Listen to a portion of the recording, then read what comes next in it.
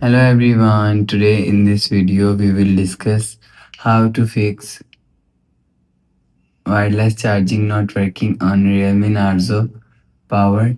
Let's start the video. If you want to fix this problem, so restart device, just click and hold side power button and you will see restart device from here. After restart device, you will check your problem is solved, but if it not solved, click on settings app. Now in settings, scroll down and click on battery and you will see here showing you fast wireless charging. So enable fast wireless charging. After enable fast wireless charging, you will see your problem is solved. But if it doesn't fix this problem, click on settings app. Now in setting, scroll down and click on system and update and click on software update. You will check your software update is latest. If it not latest, update your software latest.